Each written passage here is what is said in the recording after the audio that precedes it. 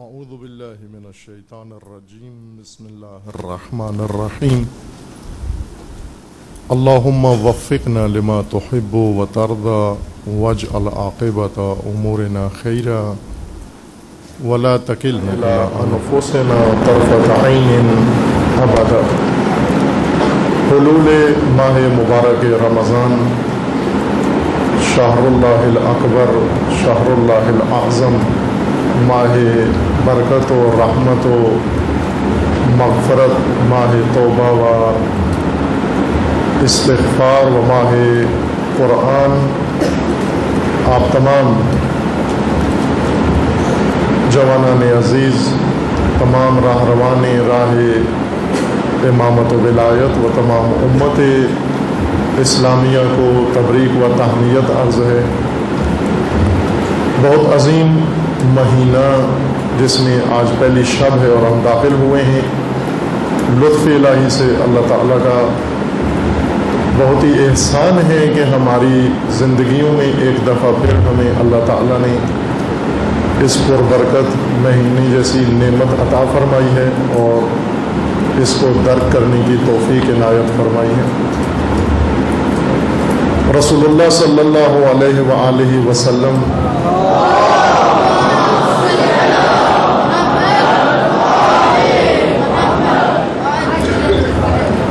رمضان سے قبل ماہ مبارک شعبان میں معروف خطبہ بیان فرمایا، مومنین کو اس ماہ کی عظمت کی طرف متوجہ کرنے کے لیے،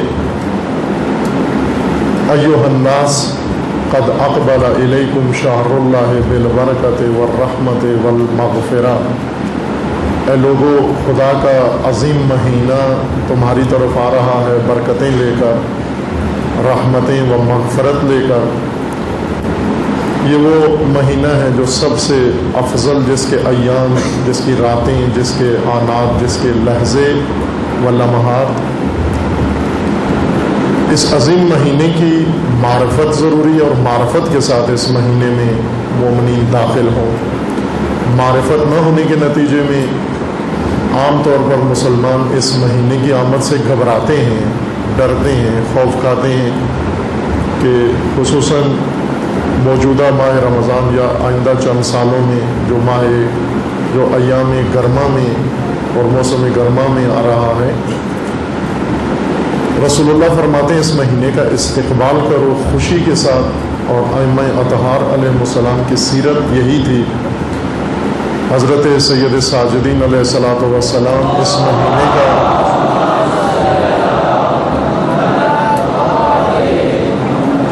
استقبال اس طرح سے فرماتے تھے جس طرح گھر میں دلہن کے ورود کے لیے گھر کو آمادہ کیا جاتا ہے اور سجایا جاتا ہے، اس طرح سے امام خوشی کے ساتھ، خوشحالی کے ساتھ ماہ مبارک رمضان کا استقبال کیا کرتے تھے، اور ماہ مبارک رمضان جب ختم ہوتا تو امام وداع کرتے، روتے ہوئے، گریہ کرتے ہوئے اس طرح سے ماہ رمضان کو وداع کرتے تھے جس طرح کوئی جنازہ وداع کیا جاتا ہے۔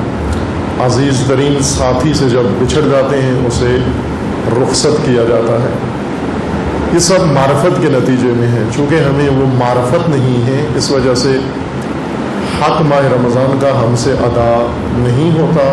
اللہ تعالیٰ کی بارگاہ میں دعا گو ہیں کہ پروردگار اس مہینے کی برکتوں میں سے ایک برکت خود انہی ایام کی معرفت کی صورت میں ہمیں عطا فرمائے انشاءاللہ، اور اس مہینے کی رحمتوں میں سے پروردگار ہمیں ایک رحمت یہ عنایت فرمائے، توفیق عطا فرمائے کہ اس مہینے کا حق ادا کر سکیں، اس کے اندر اپنا بندگی کا سفر جاری رکھ سکیں۔ ماہ بندگی ہے، ماہ سیر و سلوک ہے، عباد سالکین و عباد صالحین خدا، ان کا عبادی سال ماہ مبارک رمضان سے شروع ہوتا ہے۔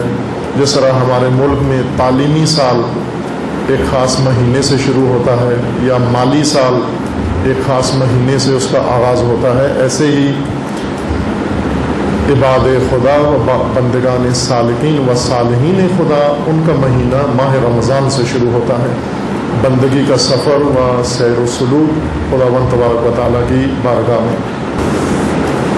عزیزان، غنیمت ہے یہ ایام و یہ فرصت تمام مومنین کے لیے، خواتین کے لیے، مردوں کے لیے، و بالخصوص آپ جوانان عزیز کے لیے، کہ جوانی کا عمل، جوانی کی بندگی، جوانی کی توبہ، جوانی کا سیر و سلوک، اسے کہا گیا ہے کہ یہ شیوہ انبیاء ہے، وہ پیغمبرانہ سلوک ہے۔ جوانی میں خداوند تبارک و تعالیٰ کی طرف انسان متوجہ ہو، اور یہ توفیق جو اللہ تعالیٰ نے عطا فرمائی ہے ہم سب کو، جوانان عزیز بالخصوص انشاءاللہ اس توفیق سے استفادہ کریں۔ رسول اللہ کا فرمانا ہے کہ اس کا ہر لمحہ اور ہر گھڑی اس کی بہت قیمتی ہے، بہت ہی گران قدر ہے، اس کو ضائع نہ کریں۔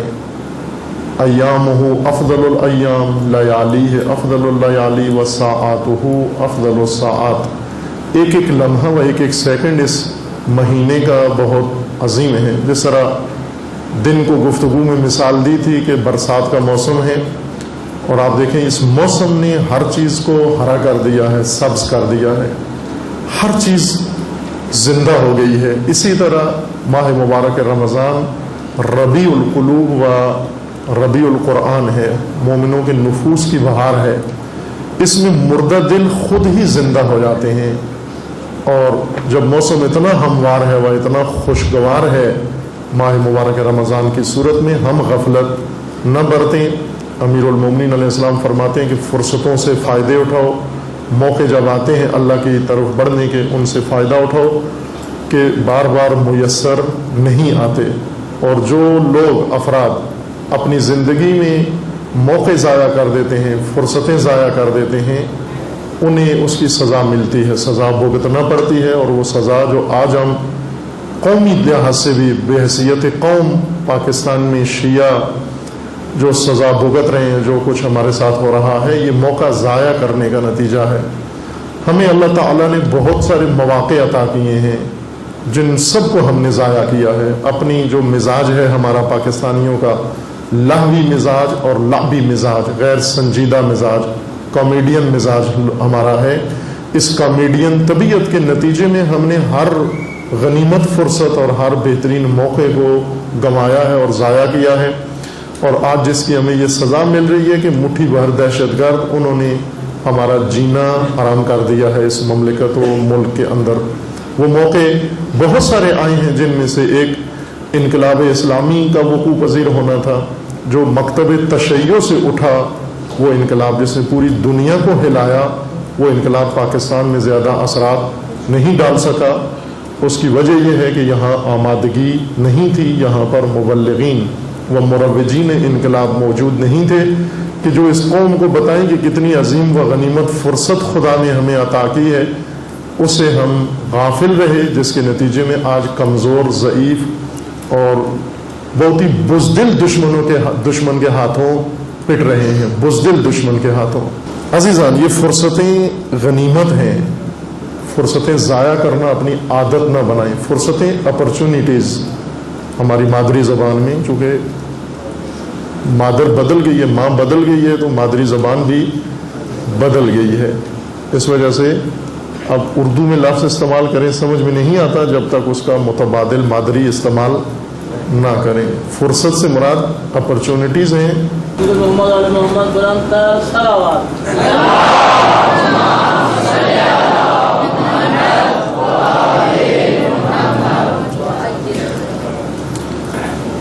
اپرچونیٹیز کو ضائع نہ کریں، غنیمت سمجھیں۔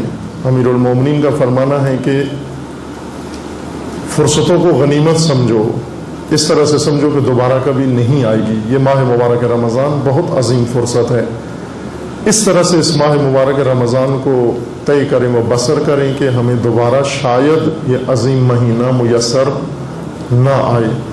اس مہینے میں سفر بہت تیزی سے ہو سکتا ہے۔ قرآن مجید میں اللہ تعالیٰ نے اس ماہ کے فضائل میں سے یہ ذکر کیا کہ اس میں لیلۃ القدر ہے، اور لیلۃ القدر 1000 ماہ سے برتر رات ہے۔ 1000 مہینوں سے برتر ہونے کا مطلب یہ ہے کہ جتنا سفر 1000 مہینوں میں کیا جا سکتا ہے، وہ اس مہینے کی ایک رات میں کیا جا سکتا ہے، اگر انسان آمادہ ہو، اگر مومن تیار ہو، اور بالخصوص جوان غفلت کا نام نہیں ہے جوانی، فرصت کا نام جوانی ہے، آمادگی کا نام جوانی ہے۔ اور پیغمبری راہ کو طے کرنے کا نام جوانی ہے۔ اس جوانی کو بھی فرصت سمجھیں، غنیمت سمجھیں، اور زائل ہونے سے پہلے جتنا استفادہ کرنا چاہیے، جتنا سفر کرنا چاہیے، وہ کر لینا چاہیے۔ یہ مہینہ قرآن مجید نے پیش کیا ہے، متعارف کروایا ہے، اور اس مہینے کو قرآن کا مہینہ قرار دیا ہے۔ شہر رمضان الذی انزل فیہ القرآن، یہ قرآن کا مہینہ ہے، اس میں قرآن نازل ہوا ہے۔ قرآن مجید میں ہی کئی مقامات پر قرآن مجید کے نزول کی طرف اشارہ ہوا ہے کہ یہ ماہ مبارک و لیلہ مبارکہ میں یا لیلۃ القدر میں نازل ہوا ہے یہ قرآن۔ اگرچہ روزوں کا مہینہ ماہ رمضان شمار ہوتا ہے، مشہور ہے، لیکن قرآن مجید حقیقتاً اس کو قرآن کا مہینہ کہہ رہا ہے۔ اس وقت ہم قرآنی مہینے میں ہیں۔ روزہ رکھنا اس کا ادب ہے، جیسا کہ اور بہت سارے اس کے آداب ہیں جو رسول اللہ صلی اللہ علیہ وآلہ وسلم نے بیان فرمائے ہیں۔ قرآن مجید جو اس مہینے میں نازل ہوا، نازل ہونے کا مطلب یعنی قرآن اس مہینے میں قابل فہم ہے، دلوں میں اترتا ہے۔ آپ بہت سادہ سا معنی نزول کا سب عزیزان ذہن میں رکھیں کہ نزول قرآن سے مراد یہ نہیں ہے کہ آسمانوں سے قرآن کے ورق یا آیتیں اترتی ہیں زمین پر۔ قرآن آسمانوں میں نہیں تھا، قرآن علم الہی سے نازل ہوا ہے، بارگاہ خدا سے آیا ہے، انسان کے دلوں پہ نازل ہوا ہے۔ عالم الہی سے مومن کے دل پر آنے کو نزول کہتے ہیں۔ دل میں آنے کو مطلب یعنی سمجھ میں آ جائے قرآن۔ جب انسان سمجھنا شروع کر دے قرآن کو، اس کا مطلب ہے قرآن نازل ہو رہا۔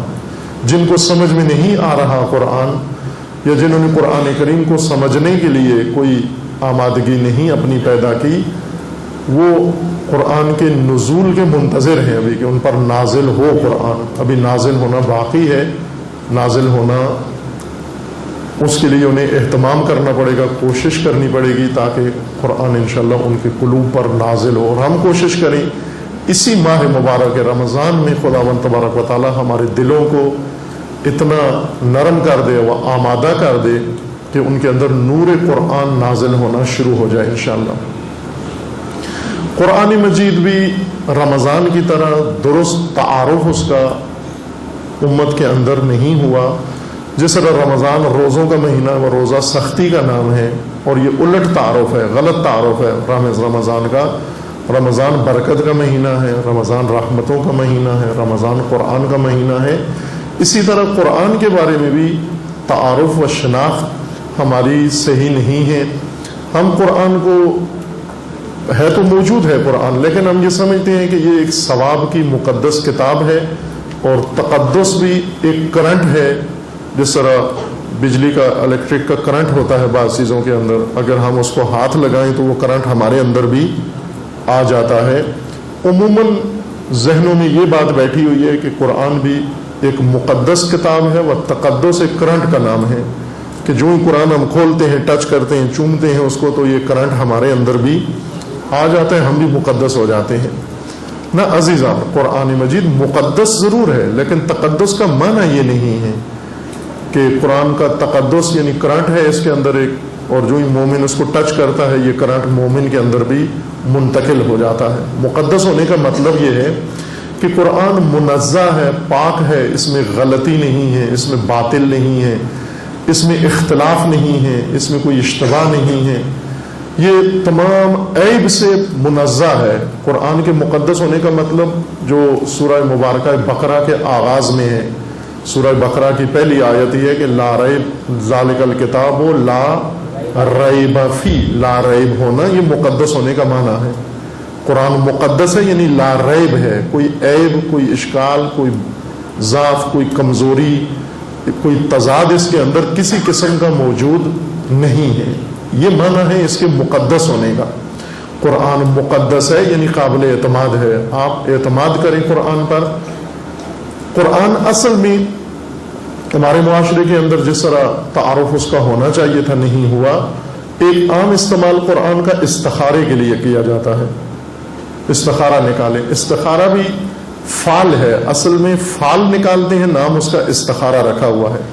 استخارہ اور چیز ہے، فال اور چیز ہے. یہ جو قرآن کھول کے نکالتے ہیں، کہتے ہیں اچھا ہے، آپ مثلا ٹکٹ لے لیں، آپ داخلہ لے لیں، آپ ایڈمیشن لے لیں، آپ گھر بنا لیں، آپ رشتہ کر لیں، آپ فلاں کریں، اچھا آیا ہے، خوب آیا ہے، یہ فال ہے. فال یعنی نیک اور بد، سعد اور ناس، کوئی کام کرنا اور اس کے ذریعے سے تخمینہ لگانا کہ یہ کام صحیح ہے یا غلط ہے، اس کو کہتے ہیں فال. قرآن کتاب فال نہیں ہے. تفاعل، قرآن تفاعل کے لیے نازل نہیں ہوا، لہذا ایک جو استعمال عمومی طور پر قرآن کا کیا جاتا ہے کثرت سے، وہ کتاب فال بنا دیا گیا ہے، نام اس کا استخارہ ہے. استخارہ درست چیز ہے، استخارہ حق ہے. استخارہ نہ تسبیح سے ہوتا ہے اور نہ قرآن سے ہوتا ہے. استخارہ دعا ہے. استخارہ کا مطلب ہے اللہ سے خیر مانگنا، خداوند تبارک و تعالیٰ سے خیر طلب کرنا کہ پروردگار میری زندگی میں، میرے کاموں میں، میرے اقدامات میں خیر عطا فرما. اور یہ خیر جب خداوند تبارک و تعالیٰ عنایت فرما دے، استخارہ ہے، یعنی دعا آپ کی قبول ہو گئی ہے. اور مانگنی چاہیے، ہر کام میں نیت کے بعد استخارہ کرنا چاہیے، یعنی نیت خیر کرنے کے بعد دعائے خیر کرنی چاہیے، طلب خیر کریں. ہمارے یہاں بزرگوں میں رواج ہے، جب بھی کوئی کام کرتے ہیں تو آخر میں کہتے ہیں دعائے خیر کریں. کوئی ووٹ مانگنے بھی آتا ہے اور طے کرتا ہے کہ آپ نے ووٹ ہمیں دینے ہیں، تو آخر میں کہہ کے جاتا ہے کہ دعائے خیر کریں. یہ دعائے خیر کرنا ہی استخارہ ہے، اللہ سے خیر مانگنا. فال نکالنا استخارہ نہیں ہے. قرآن کے ساتھ ایک ظلم یہ ہوا ہے کہ جس طرح اہل بیت کے ساتھ ہوا ہے، اسی طرح قرآن کے ساتھ، کہ قرآن کو فال کی کتاب بنا دیا گیا، فال نکالتے ہیں. ایک اور قرآن کا جو استعمال کیا جاتا ہے، جس کے لیے قرآن نہیں تھا لیکن ہم نے اس کو، قرآن کو اس طرف لگا دیا ہے، اور وہ مردے بخشوانے کے لیے ہے. کوئی مر جائے تو ختم قرآن کرانا اور پھر قرآن پڑھنے والوں کو دیگ پکا کے کھلا دینا. یہ قرآن پڑھتے ہیں تاکہ مردہ بخشا جائے، اصل میں قرآن پڑھتے ہیں تاکہ لنگر مل جائے ان کو بعد میں، چونکہ شرط ہے لنگر اس وقت ملے گا کہ جب یہ قرآن پورا ختم ہوگا. ختم قرآن مردوں کے ایصال ثواب کے لیے. البتہ ہر نیک کام جو کیا جائے اس کا ثواب مردوں کو، مرحومین کو ضرور پہنچتا ہے. مثلا ابھی آپ کے والدین کو ثواب مل رہا ہے جو آپ عبادت میں مشغول ہیں، اس میں ہر کام کا آپ نیت کر کے مرحومین کو ایصال ثواب کر سکتے ہیں، نیت کر سکتے ہیں. قرآن بھی پڑھیں تو قرآن کے پڑھنے کا ثواب آپ مرحومین کے نام کر سکتے ہیں. لیکن قرآن اس لیے نازل نہیں ہوا کہ لوگ مر جائیں اور پھر ان کو بخشوانے کے لیے ختم قرآن کیا جائے اور قرآن بس اسی کام کے لیے ہو. اسی طرح قرآن کے اور بہت سارے استعمالات ہیں. تراویح میں قرآن پڑھا جاتا ہے، ختم میں قرآن پڑھا جاتا ہے. آج کل جہیز کے طور پر بھی قرآن دیا جاتا ہے، اور کاروبار کے طور پر بھی قرآن پرنٹ کیا جاتا ہے، بیچا جاتا ہے. بہت اچھا بزنس ہے جو قرآن پرنٹ کر کے بیچتے ہیں. قسمیں کھاتے ہیں. یہ سب غلط استعمال ہیں قرآن کے. اصل میں قرآن مجید ہدایت کی کتاب ہے. قرآن خود اپنا تعارف کروا رہا ہے کہ میں ہدایت کی کتاب ہوں. مقدس ہے، یعنی عیب سے پاک ہے، اس کے اندر کسی قسم کا باطل نہیں ہے، کمزوری و ضعف نہیں ہے، پاک ہے قرآن. اور یہ ہدایت کا منشور ہے اللہ تعالیٰ کی جانب سے، انسان کی زندگی کے لیے ہدایت ہے. ہدایت کا مطلب واضح ہو، روشن ہو. آپ عزیزوں کے لیے ضروری ہے کہ یہ بنیادی اصطلاحیں، یہ بنیادی ٹرمینالوجی دین کی ہمیں معلوم ہو. ہدایت کیا چیز ہے؟ یہ جملے سنتے بہت ہیں لیکن ان کے معنی کھلتے نہیں ہیں ہمارے لیے. ہدایت انسان کے لیے ضروری ہے. ہدایت کا مطلب یہ ہوتا ہے کہ کسی شے کو جو اپنے مقصد سے اور اپنے ہدف سے اور اپنی منزل سے دور ہے، اسے اپنی منزل پہ پہنچا دیا جائے، اسے منزل دکھا بھی دی جائے، منزل تک پہنچنے کا راستہ اسے بتا دیا جائے اور پھر اسے منزل تک پہنچا دیا جائے. یہ ہدایت کہلاتا ہے. یہ کام انسان کی ہدایت کا مقصد یہ ہے کہ انسان جس مقصد کے لیے پیدا ہوا ہے اس نقطے پہ پیدا نہیں ہوا، پیدا کہیں اور ہوا ہے، کسی اور جگہ، اور کسی اور جگہ کے لیے پیدا ہوا ہے. جس طرح ابھی بہت سارے پاکستان میں پیدا ہوئے ہیں لیکن انگلینڈ کے لیے پیدا ہوئے ہیں، امریکہ کے لیے پیدا ہوئے، آسٹریلیا اور کینیڈا کے لیے پیدا ہوئے، اور انہیں پتہ ہے کہ غلط جگہ پر ہم پیدا ہو گئے، یہاں سے ہمیں نکلنا ہے، بھاگنا ہے، اور جلد از جلد وہاں پر پہنچنا ہے ہمیں۔ اس لیے نیک کام بھی کرو تاکہ اس جگہ پہنچ جاؤ، وہاں جا کر وسیلہ مانگو، مثلا نظر نیاز کرو، مجلسیں کرو، تاکہ جلد از جلد ہمیں ویزا ملے اور اس سرزمین پاکستان سے نکلیں اور امریکہ کی سرزمین پر پہنچ جائیں، چونکہ ہم وہاں کے لیے پیدا ہوئے ہیں۔ انسان پیدا کسی کے لیے ہوا ہے؟ پیدا کہیں اور ہوا ہے۔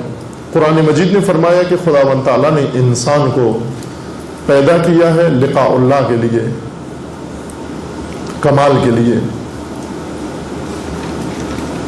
خداوند تبارک و تعالیٰ نے انسان کو پیدا کیا ہے اور فرمایا کہ انا للہ و انا الیہ راجعون، انسان خدا کی طرف سے ہے اور خدا کی طرف جا رہا ہے۔ یا ایھا الانسان انک کادح الی ربک کدحا فملاقیہ، اے انسان تو اپنے رب کی طرف جا رہا ہے اور تجھے اپنے رب سے ملاقات کرنا ہے، یقیناً تجھے اپنے رب سے ملنا ہے۔ پس ہم کمال کے لیے پیدا ہوئے ہیں، کامل ہونے کے لیے پیدا ہوئے ہیں۔ اسی کمال کا نام لقاء پروردگار ہے، پروردگار کی بارگاہ میں جانا، تکامل بھی اسی کا نام ہے اور لقاء پروردگار بھی اسی حقیقت کا نام ہے۔ مقصد ہمارا اعلیٰ علیین ہے، مقصد جس کا قرآن نے درجہ بے درجہ نام لیا ہے۔ ایک ابتدائی اس کا مقصد کا درجہ مثلا جنت ہے۔ جنت ایک رہائشگاہ ہے، مقصد نہیں ہے، ایک ریسٹ ہاؤس ہے، وہاں پر آپ کو رہنا ہے، اس کے لیے پیدا نہیں ہوئے۔ جنت آپ کے لیے بنائی گئی ہے، آپ جنت کے لیے نہیں ہیں۔ یہ بالکل ذہن میں تصحیح کر لیں، صحیح کر لیں اس کنسیپٹ کو کہ ہم جنت کے لیے پیدا نہیں ہوئے، ہم خدا کے لیے آئے ہیں کہ اللہ کے پاس جانا ہے ہمیں۔ جنت بیچ میں انعام ہے، جنت ایک تحفہ ہے، ہدیہ ہے اللہ تعالیٰ کا، اور اس کی نعمتیں۔ جنت ہمیں ملنی ہے، جنت ہمارے لیے ہے، ہم جنت کے لیے نہیں ہیں۔ لیکن ہمیں پیدا بہت دور کیا گیا ہے، پیدا کیا گیا ہمیں یہاں اس عالم میں، اس زمین پر یہاں پیدا کیا گیا ہے۔ اس کا نام ہے اسفل سافلین۔ قرآن مجید میں اس دنیا کا نام اسفل سافلین ہے۔ سورہ 3 پڑھتے ہیں آپ، سورہ 3 میں ہے لقد خلقنا الانسان فی احسن تقویم، ہم نے انسان کو بہت خوبصورت نقشے کے مطابق بنایا ہے۔ تقویم یعنی نقشہ، بہت خوبصورت ڈیزائن کے تحت بنایا ہے، حیرت ناک خوبصورتی کے ساتھ ہم نے انسان کو پیدا کیا۔ خوبصورتی سے مراد صرف یہ جلد اور رنگت نہیں ہے، بلکہ پورا آپ کی بناوٹ، پوری ساخت ڈھانچہ آپ کا بہت ہی خوبصورت و بہت ہی عظیم و احسن ہے۔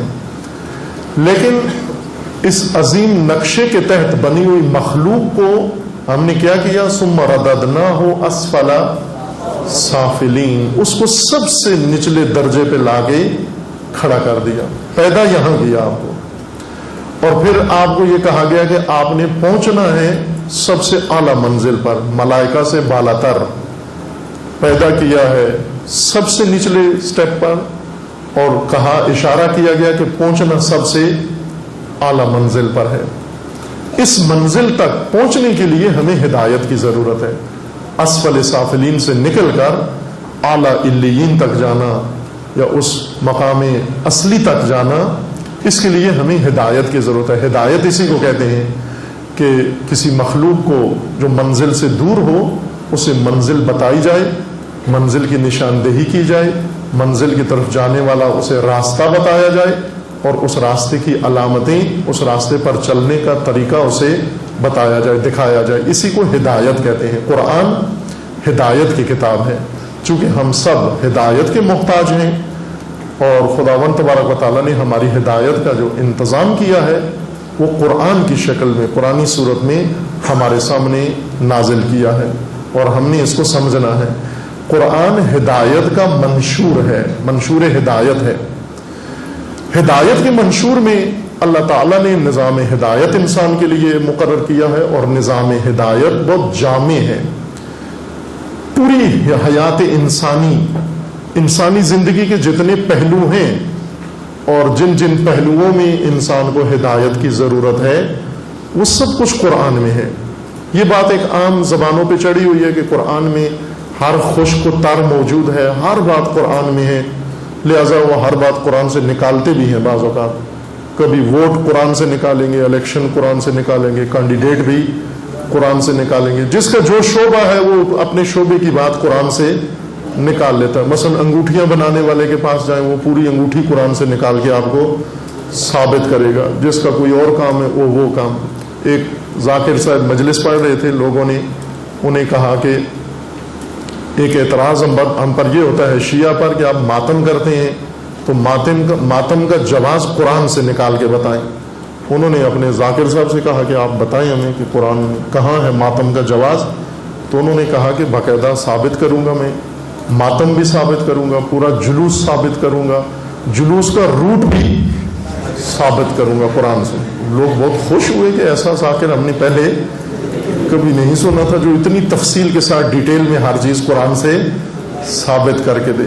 تو انہوں نے ثابت کیا اور کہا کہ قرآن کی مشہور آیت ہے الم نشرح لک صدرک، سورہ انشراح میں ہے نا، الم نشرح لک صدرک. کہا یہ ماتم بھی ہے، یہ جلوس بھی ہے، روٹ بھی ہے، سب کچھ ہے اس میں. کس طرح سے؟ انہوں نے کہا کہ کراچی میں ایک جلوس نکلتا ہے نشتر پارک سے صدر تک، علم کا جلوس نکلتا ہے. تو انہوں نے کہا کہ یہ ہے دلیل اس کی کہ علم نشرح لک صدرک. تو اس طرح سے قرآن سے چیزیں نکالنا. بعض ابھی سائنسی نظریات قرآن سے نکالتے ہیں، یہ بھی ایسی ہی مذاق ہے. جو سائنس قرآن سے نکالتے ہیں وہ بھی ایسا ہی ہے. قرآن نہ سائنس کی کتاب ہے، نہ کیمسٹری ہے، نہ بایولوجی ہے، نہ فزکس ہے، نہ میتھ ہے، نہ ہسٹری ہے. قرآن ہدایت کی کتاب ہے، انسان کی ہدایت کی کتاب ہے. ہدایت سے مربوط ہر چیز قرآن کے اندر موجود ہے. اب یہ ہمارا مطالبہ ہونا چاہیے قرآن سے اور قرآن پڑھانے والوں سے اور پڑھنے والوں سے کہ ہدایت کے متعلق ہر چیز قرآن سے ہمیں نکال کے دو. بتاؤ ہمیں. علماء کا کام، مجتہدین کا فریضہ یہی ہے کہ انسان کی ہدایت سے متعلق ہر چیز انسان کو نکال کے بتائیں کہ یہ آپ کی ہدایت قرآن نے ذکر فرمائی ہے. انسان کی زندگی بہت وسیع ہے، بہت وسیع زندگی ہے انسان کی، جس کو آپ اپنی مادری زبان میں کہتے ہیں ملٹی ڈائمینشنل ہے انسان کی زندگی. ملٹی ڈائمینشنل یعنی جس کے مختلف اور بہت زیادہ پہلو ہیں. بہت پہلو ہیں انسان کی زندگی کے. اتنے پہلو ہیں کہ اگر ان کو شمار کریں تو شاید ایک پورا درس ہمیں چاہیے صرف انسان کی زندگی کے مختلف پہلوؤں کو شمار کرنے کے لیے، اس کی فہرست بنانے کے لیے. یہ ملٹی ڈائمینشنل حقیقت بنام حیات انسان، اس کے لیے جامع نظام بنانا، جامع ہدایت کا نظام بنانا کہ تمام پہلوؤں میں ہدایت اس کے شامل ہو. انسان یہ کام نہیں کر سکتا کیونکہ انسان آگاہ نہیں ہے تمام پہلوؤں سے، باطنی پہلوؤں سے، ظاہری پہلوؤں سے. انسان کو انسان سمجھ میں ہی نہیں آیا، انسان کو انسان کا علم ہی نہیں ہوا تاکہ اس کے لیے ہدایت کا منشور بنا سکے. خالق انسان نے انسان کے لیے ہدایت کا منشور بنایا ہے. بس یہ نقطے ذہن میں رہیں کہ ایک وہ خطائیں جو ہمارے رائج ہو چکی ہیں کہ قرآن ایک کرنٹ کی کتاب ہے اور اسے ہمیں صرف کرنٹ لینا ہے، ٹچ کرنا ہے، مس کرنا ہے. عموماً اس مقصد کے لیے قرآن ہے، یا مردے بخشوانے کے لیے، یا فال نکالنے کے لیے، یا قسمیں کھانے کے لیے. یہ قرآن کے مقاصد نہیں. قرآن ہدایت کی کتاب ہے، جس طرح اپنا تعارف خود کروا رہا ہے. ذالک الکتاب لا ریب فیہ ہدی للمتقین. ہدایت ہے متقین کے لیے. لا ریب ہے یعنی مقدس ہے، و ہدایت ہے. اسی طرح اسی سورہ میں بقرہ میں، سورہ بقرہ میں اللہ تعالیٰ کا فرمانا ہے، ماہ رمضان کا تعارف البتہ کروایا جا رہا ہے کہ شہر رمضان الذی انزل فیہ القرآن ھدی للناس وبینات من الھدی والفرقان. ماہ رمضان مہینہ ہے جس میں خداوند تبارک و تعالیٰ نے قرآن نازل فرمایا ہے، اور قرآن ہدایت ہے تمام بشریت کے لیے، تمام انسانیت کے لیے ہدایت ہے، تمام مخلوق خدا کے لیے ہدایت ہے قرآن. یہ نظریہ ایک مومن کا، ایک مسلمان کا ہونا ضروری ہے کہ قرآن ہدایت کی کتاب ہے، ہدایت کا منشور ہے. ہدایت بھی جامع نظام ہے، مکمل حیات انسانی کے لیے جامع سسٹم، کمپریہنسو نظام ہدایت کا قرآن میں موجود ہے. ہدایت کا مرکز، توجہ فرمائیں تاکہ ہم اپنے اصلی موضوع کی طرف بھی آ جائیں ہم، کہ اس ماہ مبارک رمضان میں جو قرآنی مہینہ ہے وہ فہم قرآن و نزول قرآن کا، ہم چاہیں گے کہ ایک اہم پہلو قرآن کا یا اہم مرکز تعلیمات قرآن کا، اس سے ہم آشنا ہو جائیں. جو ضروری ہے وہ اشد ضروری ہے. ہدایت کے کئی پہلو ہیں جو قرآن مجید نے انسان کے لیے ہدایت مقرر کی ہے، اللہ تعالیٰ نے اور پیش کی ہے. اس ہدایت کا ایک مرکزی نظام ہے. نظام ہدایت کا مرکزی شعبہ حکومت ہے.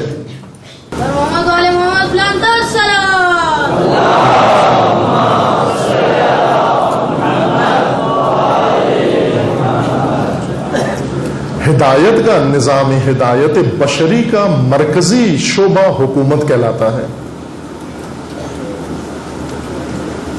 نہیں سنا ہوگا یہ مطلب آپ نے، چونکہ ابھی تک جو ہدایت ہمیں پیش کی گئی ہے اس میں حکومت کا کوئی ذکر موجود نہیں ہے. حکومت کے بغیر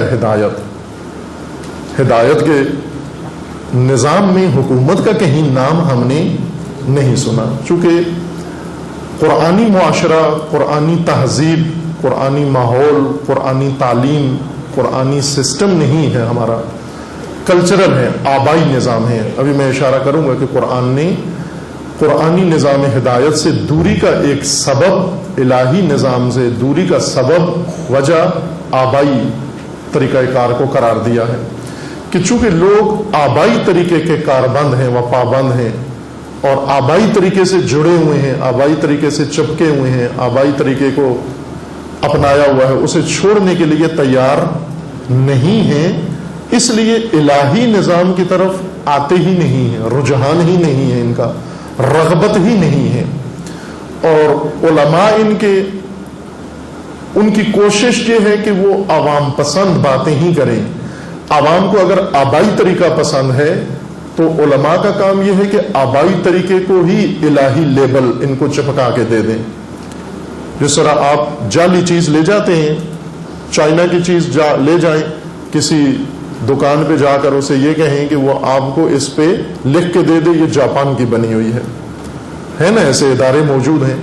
آپ چائنا کی چیزیں جا کر ان پہ جاپان کا لیبل لگوا کے لے آئیں، وہ لگا کے دے دیتے ہیں. آپ کو کس ملک کا چاہیے، جاپان کا لگا دیتے ہیں، جرمنی کا لگا دیتے ہیں، جہاں اچھا لیبل لگتا ہے ہم لگا کے دے دیتے ہیں. اس وقت ہمارے ہاں یہ عمل ہو رہا ہے کہ آبائی طریقہ کار کو الہی ثابت کرنے پر علماء کا زیادہ زور ہے کہ جو کچھ آپ کے پاس آبا کی طرف سے ہے یہ بہترین ہے، یہی اللہ کا پسندیدہ یہی نظام ہے.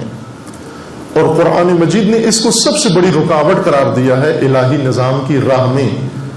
انبیاء کرام جب آتے اپنی قوموں کو آ کر دعوت دیتے الہی نظام کی طرف تو وہ حوالے کے طور پر کہتے کہ ہمارے پاس آبائی نظام موجود ہے، آبائی سلسلہ موجود ہے. اس آبائی طریقہ کار کے ہوتے ہوئے، آبائی مانا تو سمجھتے ہیں آبائی کا سارے، یعنی اپنے آبا و اجداد سے، اپنے پرانے بزرگوں سے، بڑوں سے، نسل اندر نسل، سابقہ نسلوں سے جو کچھ ہمیں ملا ہے وراثت میں، یہ آبائی طریقہ کہلاتا ہے. انبیاء الہی نظام لے کر آئے، جب لوگوں کے سامنے پیش کیا تو انہوں نے جواب میں یہ کہا کہ ہمارے پاس تو ہے پہلے سے آبائی سلسلہ، ہمیں تو طلب نہیں تھی، ہم نے مانگا تو نہیں تھا آپ سے، آپ کیوں لے کر آئے ہیں الہی نظام؟ آبائی سلسلہ ہمارے لیے کافی ہے. چونکہ ہمارا معاشرہ آبائی معاشرہ ہے، پاکستانی سوسائٹی کا نام اگر ہم رکھنا چاہیں تو آبائی سوسائٹی ہے، آبائی معاشرہ ہے، ہم آبائی لوگ ہیں، آبائی تہذیب ہے، آبائی سارے سلسلے و رسومات ہیں جو اپنے آبا و اجداد سے ہم نے وراثت میں پائے ہیں. اور الہی نظام نہ بتایا گیا، نہ اس کی ترویج کی گئی، نہ اس کی تبلیغ کی گئی، اس وجہ سے کہ آبائی سلسلے کو پسند کرنے والے لوگ انہیں الہی طریقہ پسند نہیں. مثلا آپ دیکھیں اس وقت مختلف علاقوں سے یہاں عزیزان آئے ہوئے ہیں، پاکستان کے ہر علاقے میں ایک خاص قسم کا شوق پایا جاتا ہے، پرانا آبائی شوق۔ کسی علاقے میں بیل دوڑانے کا شوق ہے، کسی علاقے میں کتے لڑانے کا علاقائی طور پر، بعض علاقے ہیں جہاں مرغے لڑانے کا شوق ہے، یہ میاں والی کے علاقے میں، اور ادھر یہاں لڑاکو مرغ پالتے ہیں اور ان کا بڑا میچ ہوتے ہیں، ان کے ٹورنامنٹ ہوتے ہیں، اور وہ ان کا آبائی مشغلہ، آبائی سلسلہ ان کا یہ ہے، آبائی طریقہ کار۔ انہیں جا کر آپ بتانا بھی جائے، مثلا اس ماڈرن دور میں، ترقی یافتہ سائنس کے دور میں، مرغ لڑانا ان کا پسندیدہ کام ہے۔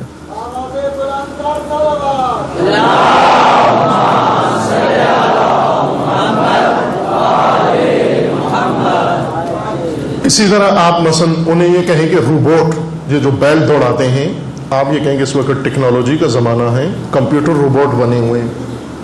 کمپیوٹر روبوٹ دیکھیں، بہت ساری دنیا میں آج کل روبوٹ مقابلے ہوتے ہیں۔ آپ چلے جائیں یہ چکوال کے علاقے میں یا گجر خان میں، جہاں بیل دوڑانے کا، پالنے کا زیادہ شوق ہے، انہیں یہ کہیں کہ بیل کو آپ چھوڑ دیں، روبوٹ دوڑائیں، لیکن وہ کبھی بھی روبوٹ نہیں دوڑائیں گے، کیونکہ ان کے پاس آبائی گیم پہلے سے موجود ہے۔ بیل دوڑانا آبائی گیم ہے۔ اسی طرح آپ مختلف علاقوں میں جائیں، کہیں بٹیر لڑانا، کہیں تیتر لڑانا، کہیں پر اس طرح کے مختلف آبائی طریقے موجود ہیں۔ یہ آبائی سلسلے صرف گیموں میں یا کھیلوں میں یا جانوروں میں نہیں ہیں، یہ آبائی طریقے رہن سہن میں بھی ہیں۔ مثلا ہمارے معاشرے میں شادیاں بیاہ آبائی طریقے سے ہوتے ہیں۔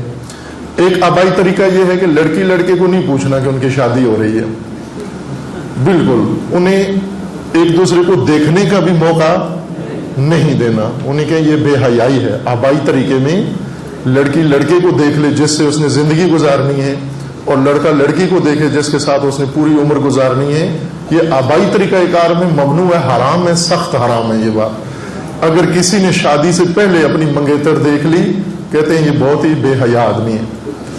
آخر تک سسرال والے اس کو تانا دیتے ہیں کہ تو نے شادی سے پہلے دیکھ لی تھی، جبکہ الہی طریقے میں ضروری ہے کہ دیکھ بھال کے شادی کرو۔ جس کے ساتھ آپ نے زندگی بسر کرنی ہے اس کا آپ کو معلوم ہونا چاہیے کہ آپ کس کے ساتھ شادی کر رہے ہیں، کس کے ساتھ آپ مثلا زندگی بسر کریں گے، اس کے بارے میں تحقیق کرو، اس کے بارے میں آپ کو معلومات ہونی چاہیے۔ اور اسی طرح آپ دیکھیں گے آبائی طریقہ کار میں شادی کب کرنی ہے، جب شادی کی عمر گزر جاتی ہے، چونکہ اس سے پہلے لڑکا تعلیم میں ہوتا ہے، اس کے پاس روزگار نہیں ہوتا، اور ابھی چلنے پھرنے کے قابل ہے، ابھی گردے اس کے فیل نہیں ہوئے۔ شادی کی پہلی شرط یہ ہے کہ اس کا ایک گردہ کم از کم ناکارہ ہو جائے، پھر کہتے ہیں چلو ابھی اس کی شادی کر دیں۔ یہ آبائی شرطیں ہیں شادی کرنے کی۔ آپ آبائی طریقہ اور الہی طریقے کو دیکھیں، آپ کتنا فرق ہے، وہ کیوں الہی نظام نہیں آ رہا؟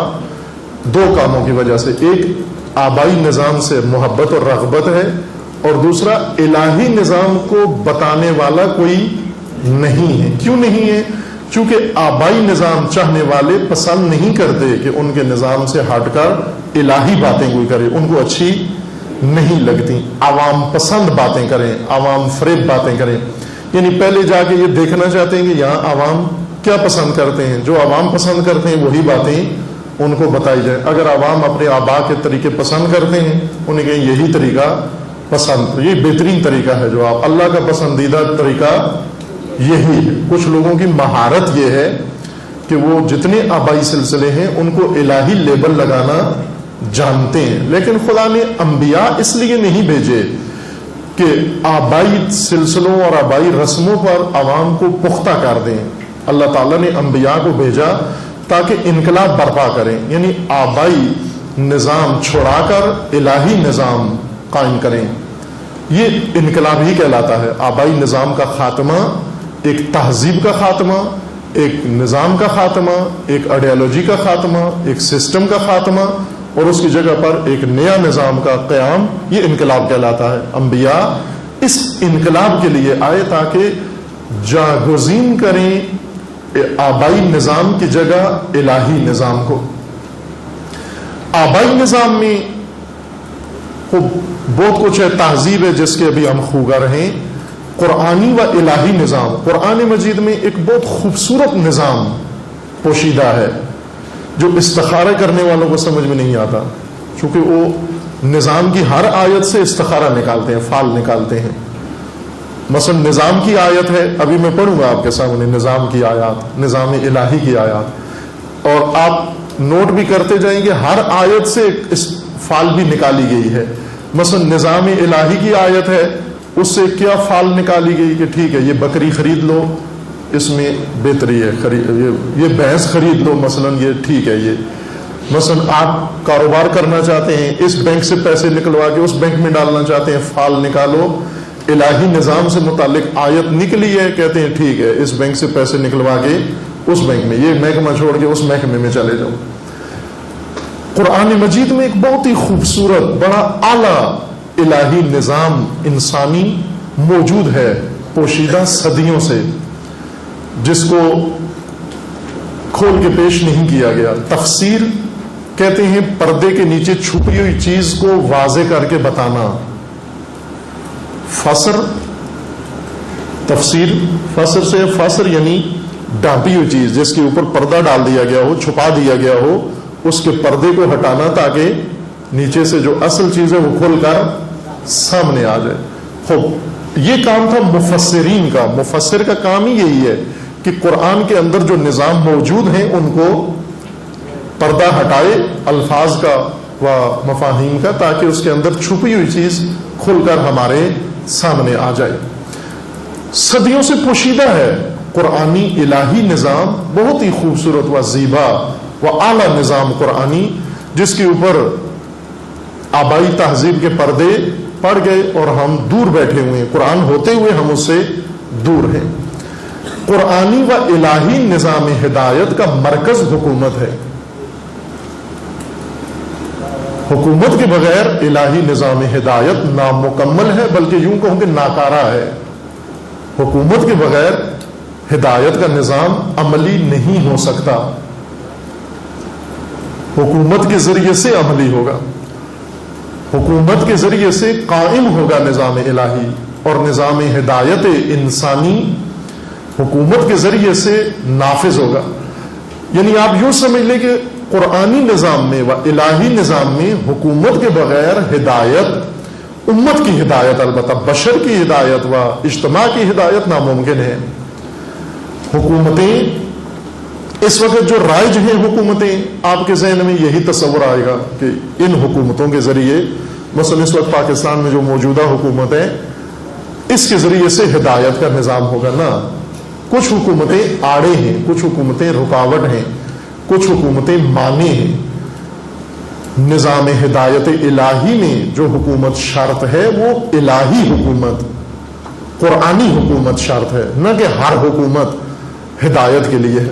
بعض حکومتیں ہیں جن کا کام لوگوں کو رفاہ دینا ہے، ویلفیئر حکومتیں جن کو کہتے ہیں، رفائی حکومتیں، فلاحی حکومتیں، جن کا کام لوگوں کو روڈ بنا کے دینا، سڑکیں بنا کے دینا، اسکول بنا کے دینا، کالج بنا کے دینا، اسپتال بنا کے دینا اور روزگار فراہم کرنا۔ آج کے زمانے میں اگر کوئی حکومت یہ سارے کام کرے، بس بجلی بھی ہو، لوڈ شیڈنگ نہ ہو، گیس بھی ہو، اور تعلیم بھی عام ہو، علاج معالجہ بھی سب کو مہیا و میسر ہو، کوئی بے روزگار نہ ہو، اور ہر چیز ہر آدمی کے لیے فراہم کر دے، اسے ہم کہتے ہیں یہ بہت اعلیٰ حکومت ہے، بہترین حکومت ہے یہ۔ بھلے یہ بہترین حکومت ہے کیونکہ اس نے رفائی کام بہت اچھے کیے ہیں، ویلفیئر کے سارے کام اس نے اچھے کیے ہیں، یعنی آپ کو ظاہری وسائل زندگی فراہم کر رہی ہے یہ حکومت۔ لیکن الہی حکومت وہ صرف رفائی کام کرنے کی ذمہ دار نہیں ہے۔ الہی حکومت کا اصلی فریضہ ہدایت بشر ہے، اسے مقصد تک پہنچانا، اسفل سافلین سے اعلیٰ علیین تک، مقصد خلقت تک بشر کو پہنچانا۔ لہذا الہی حکومت اور غیر الہی حکومت میں بنیادی فرق یہ ہے، الہی حکومت کا اصلی محور ہدایت ہے، لیکن غیر الہی حکومت کا اصلی محور سعادت ہے۔ اب یہ جملے ہماری زبانوں پر چڑھ چکے ہیں، وہ لوگ جو اخباریں پڑھ کے دین سیکھے ہیں، میگزین پڑھ کے، اکثر کیا کہتے ہیں کہ دین بشر کی سعادت کے لیے آیا ہے۔ نہ خیر، دین بشر کی ہدایت کے لیے آیا ہے، سعادت کے لیے نہیں آیا، ہدایت کے لیے آیا ہے۔ ہدایت کے اندر سعادت ایک شعبہ ہے۔ جب ہدایت دین کرے گا، سعادت ایک ڈپارٹمنٹ کا نام ہے، نہ کہ کل مقصد دین کا سعادت بشر ہے۔ خوشحالی، سعادت سے مراد یعنی خوشحال زندگی، نہ خیر، دین کا یہ مقصد نہیں ہے کہ بشر کو فقط خوشحال زندگی عطا کرے، بلکہ دین ہدایت کا ضامن ہے، اور حکومت مرکز نظام ہدایت دین ہے۔ الہی نظام کا مرکز حکومت ہے، حکومت کا اصلی کام ہدایت انسان ہے۔ ہدایت کی ضروریات میں سے ایک ضرورت سعادت ہے، یعنی الہی حکومت میں سعادت ایک شعبہ ہو جائے گا، رفاع ایک شعبہ ہو جائے گا، جبکہ غیر دینی حکومتوں میں، غیر الہی حکومتوں میں سعادت ان کا اصلی ہدف ہے، سعادت تک پہنچانا، یعنی خوشحال زندگی۔ جو ابھی مثلا ہمارے ملک میں پارٹیاں نعرہ لگاتی ہیں روٹی کپڑا اور مکان، ہمیں بھی یہی چاہیے، پاکستانیوں کو یہی چاہیے، روٹی کپڑا اور مکان ہی چاہیے، انہیں اور کچھ بھی نہیں چاہیے۔ البتہ شیعوں کو ایک دو چیزیں اور بھی چاہیے ساتھ، روٹی کپڑا اور مکان کے ساتھ ساتھ انہیں تحفظ بھی چاہیے اور لائسنس بھی چاہیے، اس کے علاوہ انہیں کسی اور چیز کی ضرورت نہیں۔ یہ کوئی بھی حکومت آ کے کر سکتی ہے، کوئی لائق حکومت آئے، ابھی تک تو نالائق ہی آئے ہیں سارے، لیکن کوئی لائق آدمی آ جائے پاکستان میں تو وہ یہ کام کر سکتا ہے، روٹی کپڑا مکان بھی فری میں دے گا، گیس بجلی سب فری میں ہو سکتا ہے۔ ایک رفائی ریاست پاکستان بنائی جا سکتی ہے، آسان ہے، مشکل نہیں ہے، صرف چوروں سے چھوٹ جائے۔ یہ چور لوگ، چور سیاستدان، چور پارٹیاں، چور حکمران اور چور سارے ابھی چوروں کے ہاتھ میں ہیں، اور ظاہر جو چیز چوروں کے ہاتھ میں ہو تو وہ چور چوری کرتا ہے۔ جس مکان میں ڈاکو جاتے ہیں، اس گھر کو رنگ روغن کر کے، اس کے پردے لگا کے اور اس کو جھاڑو لگا کے نہیں آتے، ڈاکو جاتے ہیں، ساری چیزیں، اس کی قیمتی چیزیں لوٹ کے، غیر قیمتی چیزیں توڑ کے، درم برم کر کے، پھر گھر والوں کو باندھ کے واپس آ جاتے ہیں۔ یہ ڈاکوؤں کا کام ہے۔ اسی طرح ابھی پاکستان دیکھیں، پوچھیں، بتاتے نہیں ہیں یہ کہ جو حکومت ابھی ختم ہوئی ہے، اس حکومت نے پاکستان کو ویران کر دیا ہے، تباہ کر دیا ہے۔ یعنی ڈاکو ایک گھر کا وہ حشر نہیں کرتے جتنا اس حکومت نے پاکستان کا حشر کیا ہے۔ بتاتے نہیں ہیں ہمیں بتاتے نہیں، حقیقتاً تباہ ہے، مکمل طور پر یہ ریاست تباہ ہے۔ اس آپ ماشاءاللہ سارے بافہم ہیں، اس حکومت نے آتے ہی 5 ارب ڈالر کا قرضہ آتے ہی مانگا ہے IMF سے۔ کیا ہے اس ادارے کا نام؟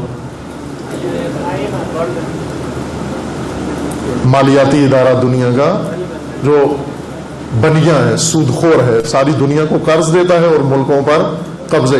آتے ہی اس حکومت نے قرض لیا، پہلے مہینے، پہلے ہفتے ہی اگر آ کر کوئی قرض کی طرف دوڑ پڑے تو اس کا مطلب کیا ہے؟ یعنی ڈاکوؤں نے سب کچھ لوٹ لیا، ان کے پاس کچھ بھی نہیں ہے اس وقت، سب کچھ ویران اور خالی ہے ہر چیز۔ اب یہ آئیں گے، قرضے لیں گے، یہ بھی اسی طرح سے اگلی حکومت آئے گی، اس سے بھی زیادہ ویرانی مچائے گی، اور اس طرح کرتے کرتے جب تک چوروں کے ہاتھ میں ہیں وہ ڈاکے ہی رہیں گے۔ لیکن یہ ہو سکتا ہے کہ کوئی پاکستانی ایسا باضمیر انسان پیدا ہو، لائق آدمی، باصلاحیت، وہ پاکستان کو ایک فلاحی اور رفائی ریاست بنا سکتا ہے، روٹی کپڑا مکان مہیا کر سکتا ہے، اور پاکستان میں امن و امان قائم کر سکتا ہے، شیعوں کی کلنگ بند کر سکتا ہے، ان کو لائسنس بھی دے سکتا ہے۔ اس دن پاکستانی بہترین اپنے آپ کو سمجھیں گے۔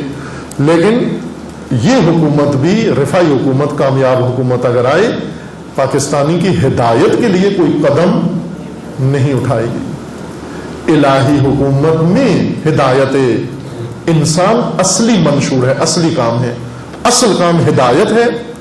ہدایت کے لیے سعادت بھی ضروری ہے، چونکہ اگر سعادت نہ ہو تو ہدایت حاصل نہیں ہوتی۔ اگر خوشحال زندگی نہ ہو، خوشگوار زندگی نہ ہو، ہدایت مشکل ہو جاتی ہے۔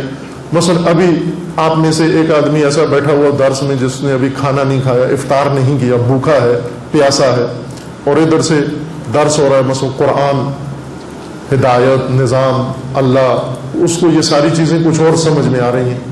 وہ یہ سمجھ رہا ہے کہ یہ روٹی، مثلا سالن، بریانی، پلاؤ، پکوڑا، سموسا، وہ ان ساری باتوں کا معنی کچھ اور سمجھ رہا ہے، چونکہ اس کا پیٹ خالی ہے. فقیر کو کسی نے فقیر کو پوچھا تھا 2 اور 2 تو اس نے کہا 4 روٹیاں. اب مثلا کسی بھوکے کو پوچھو کہ زور کی کتنی رکعتیں ہیں، وہ کہے گا 4 روٹیاں.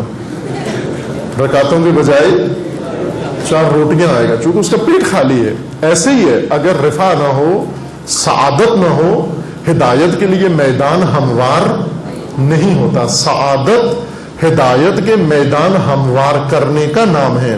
سعادت مقصد انسان نہیں ہے، ہدایت مقصد انسان ہے. وہ حکومت محور ہے نظامی ہدایت کے لیے. جس طرح آج ہر ازم حکومت کے اوپر نگاہ رکھے ہوئے کہ جس کی حکومت ہوگی سسٹم اسی کا ہوگا، مکتب اسی کا ہوگا، مذہب اسی کا ہوگا، معاشرہ اسی کا ہوگا، لوگ اسی کے ہوں گے جس کی حکومت ہوگی. اور جو حکومت کے دائرے سے باہر ہے اس کا کچھ بھی نہیں ہے، وہ ایسے بیٹھ کر اپنے آپ کو سرگرم کر. مثلا جس طرح بڑے بڑے آپ دکانوں پہ جائیں، بڑے بڑے دکاندار ہیں جنہوں نے 1-1 کنال کی دکانیں بنائی ہوئی ہیں. فٹ پاتھ پہ ریڑھی والوں نے ان کی دکان کے سامنے ریڑھی لگائی ہوئی ہے. ریڑھی والے کی نہیں ہے، جگہ نہیں ہے، نہ فٹ پاتھ اس کا ہے، نہ دکان اس کی ہے، کچھ بھی نہیں ہے. اصل کاروبار اس آدمی کا ہے جو یہاں بڑی دکان بنا کے بیٹھا ہوا ہے. اس نے مہربانی یہ کی ہوئی ہے کہ ایک فقیر آدمی کو روڈ پہ ریڑھی کی بھی اجازت دی ہوئی ہے. خوب یہی ہے نمونہ. اس وقت پاکستان یا کوئی بھی ملک اس کا ہے جس کی حکومت ہے، باقی قوموں کو ریڑھی کی اجازت ہے. مثلا شیعوں کو ریڑھی لگانے کی اجازت ہے کہ ٹھیک ہے آپ لگا لو اپنی ریڑھی، دکان ہماری ہے، روڈ بھی ہمارا ہے، فٹ پاتھ بھی ہمارا ہے، تم اپنی ریڑھی لگا لو. چونکہ غریب آدمی ہو، تم ریڑھی سے کماؤ گے، بچے کھائیں گے تو دعا ہی دیں گے. دکان والا روز کتنا کماتا ہے؟ دکان والا روز 2 کروڑ روپیہ کماتا ہے، ریڑھی والا صرف 200 روپیہ کماتا ہے. اتنا فرق ہے دکاندار مالک دکان ہونے میں اور دکان کے سامنے اجازت لے کر ریڑھی لگانے میں، اتنا فرق ہے. اس وقت یہی ہو رہا ہے.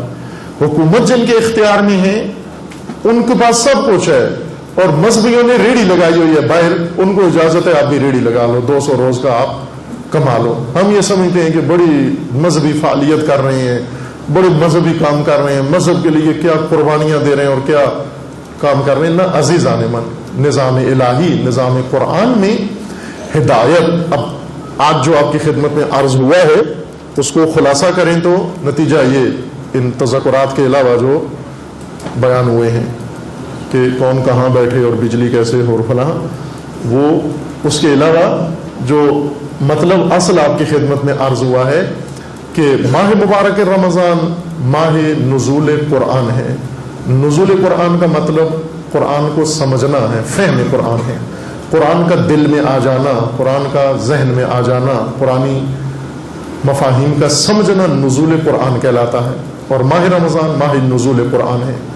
ماہ قرآن میں ہم کوشش کرتے ہیں قرآن مجید کو سمجھنے کی، اور چونکہ قرآن ہدایت ہے، جس طرح رمضان قرآن کا مہینہ ہے، اسی طرح قرآن ہدایت کی کتاب ہے. ہدایت کی کتاب کا مطلب یہ ہے کہ قرآن وہ جامع نظام لے کر آیا ہے اللہ کی طرف سے جو انسان کو مقصد خلقت تک پہنچا سکتا ہے.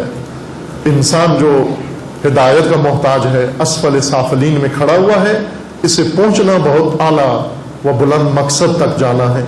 اس مقصد تک لے جانے کے لیے جو تعلیمات ہیں ان کا نام نظام ہدایت ہے جو قرآن میں ہے. ہدایت کے بارے میں قرآن کے اندر سب کچھ موجود ہے. انسان کی زندگی کے مختلف شعبے جو محتاج ہدایت ہیں ان کے بارے میں ہر ایک چیز قرآن مجید کے اندر موجود ہے. قرآنی نظام ہدایت میں جامع و مرکزیت حکومت الہی کو حاصل ہے. یعنی قرآنی نظام ہدایت اس طرح سے ترتیب دیا گیا ہے کہ حکومت کے ذریعے قابل نفاذ ہے. حکومت اس کے لیے ضروری ہے اشد، لیکن الہی حکومت، قرآنی حکومت جو خداوند تبارک و تعالیٰ نے مقرر فرمائی ہے. اور جس طرح دین کے اندر انسان کو مختلف قسم کی رہنمائی کی گئی ہے، ہدایت کی گئی ہے، کیا کھائے اور کیا نہ کھائے، کیا بولے اور کیا نہ بولے، کیا پہنے اور کیا نہ پہنے۔ اسی طرح دونوں چیزیں قرآن نے بتا دی ہیں کہ ہدایت کی راہ میں و ہدایت کے لیے کون سا نظام اپنانا ہے اور کس نظام سے دوری اختیار کرنی ہے، کیسی حکومت قائم کرنی ہے اور کیسی حکومت سے آپ نے اجتناب کرنا ہے، دوری اختیار کرنی ہے۔ دوری اختیار کرنے سے مراد یہ نہیں ہے کہ آپ اس حکومت میں نہ جائیں، نہ، ایسی حکومت جو الہی حکومت نہ ہو، اس سے دوری کا مطلب یہ کہ وہ قائم ہی نہ ہو، الہی حکومت قائم ہو۔ نہیں ہے کہ ہم ذمہ دار نہیں ہیں، لوگوں نے غیر الہی حکومت قائم کر دی ہے، ہم نے تو نہیں کی، لہذا ہم سے کوئی تعلق نہیں ہے، ہمیں ریڑھی لگانے کا حق دیا ہوا ہے۔ باہر ایک شعر ہے لکھا ہوا علامہ اقبال کا، وہ صبح اٹھ کے پڑھیے گا، شاید پہلے بھی پڑھا ہوگا، لیکن صبح جلدی اور غور سے پڑھنا، دقت سے پڑھنا، اور پھر آپس میں مباحثہ کریں، ڈسکشن کریں کہ کیا شعر ہے۔ علامہ اقبال کا فرمانا ہے کہ ملا کو جو ہے ہند میں سجدے کی اجازت، ناداں یہ سمجھتا ہے کہ اسلام ہے آزاد۔ ملا کو، مولانا کو سجدے کی اجازت ہے، یہ خوش ہے کہ ہندوستان میں اسلام آزاد ہے۔ اسی بات پر اس کا آسان ترجمہ شعر کا کیا ہے کہ ملا کو ریڑھی لگانے کی اجازت ہے تو سمجھتا ہے دکان بھی میری ہے، نہ، دکان آپ کی نہیں ہے، اس کا مالک کوئی اور ہے، کروڑوں پتی کوئی اور ہے، سرمایہ دار کوئی اور ہے۔ تو بیچارے پر رحم کھا کے تجھے مسکین سمجھ کر اپنی ریڑھی لگانے کی اجازت ہے کہ ٹھیک ہے 2 رکعت تو بھی پڑھ لے، یہاں پر تو بھی 2 دن اپنی رسومات انجام دے لے۔ یہ عزت کی زندگی نہیں ہے، یہ قرآنی زندگی نہیں ہے۔ قرآن اس لیے نہیں آیا کہ مومن ریڑھی لگائے اور طاغوت